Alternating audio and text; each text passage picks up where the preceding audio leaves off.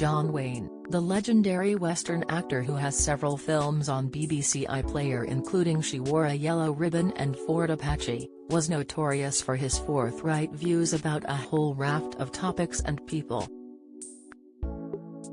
While he was often hailed by his contemporaries, Wayne, nicknamed Duke, was not afraid to pick a fight with those who he did not like, including Gene Hackman, the winner of 2 Oscars. His hatred of Hackman, who starred in flicks such as The French Connection and Bonnie and Clyde, was retold in Wayne's daughter's book, 1991's John Wayne, My Father. Isa recalled how she only heard Wayne speak once with any real venom. When it came to his contemporaries in film, referring to Hackman. She continued, Gene Hackman could never appear on screen without my father skewering his performance. I wish I could tell you why he so harshly criticized Hackman, but he never went into detail. Although it's pure speculation, had my father lived to see more of his work, I think his view of Mr. Hackman would have changed. Back then, however, my father called Hackman the worst actor in town. He's awful. Though Hackman received perhaps Wayne's most vicious retorts, another star was also brutally shut down. This time it was Gone with the Wind star Clark Gable. Gable, who enjoyed an illustrious career before dying aged 59 as a result of a heart attack in 1961, was described by Wayne as an idiot. Isa believed her father may have been upset with his Hollywood rival after he fell out with director John Ford, who collaborated with Duke on a number of projects. She wrote, my dad called Gable handsome but dumb at least 4 or 5 times, and now I wonder if it had something to do with my father's friend, John Ford.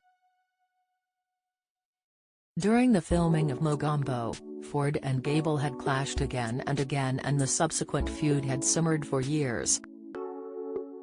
In my father's way of thinking, disloyalty to allies, support in any fashion for their enemies, was expressly forbidden.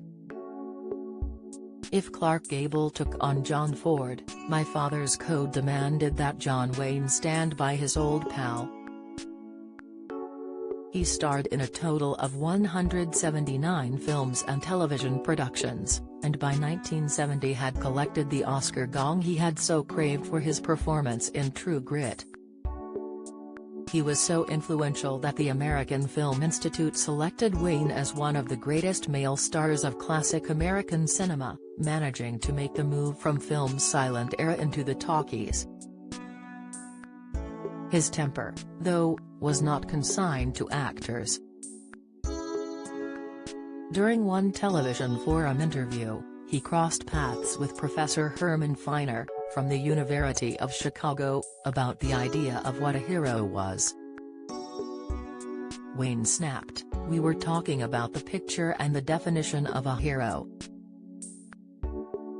And this professor started right out twisting words around in my mouth, and he tried to say that all the good traditions were just legends. And he said that he was afraid to let his wife and daughter go out on the streets of Chicago, and if he didn't know that he had the Social Security thing, he wouldn't know what he'd do. After lashing out, he then appeared to hold off.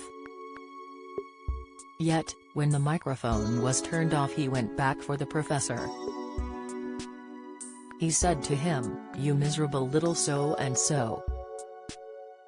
The people who developed Chicago didn't know whether they were going to be alive the next day, or whether their kids would be chopped up by Indians, or whether they could raise enough food and develop this place for you.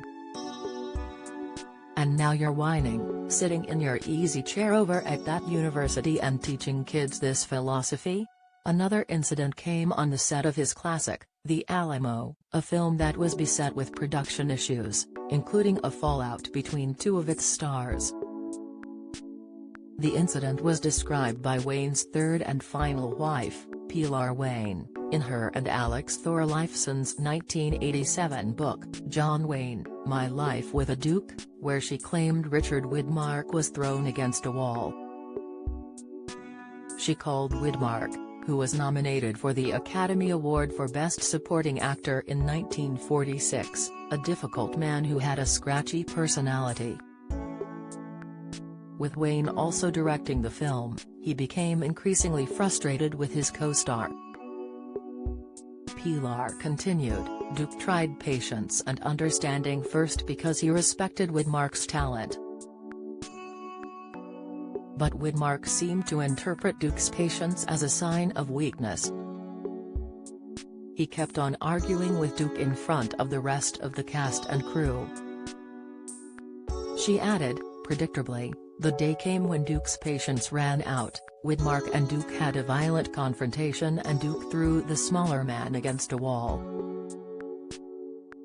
You can find many of Wayne's films on BBC iPlayer.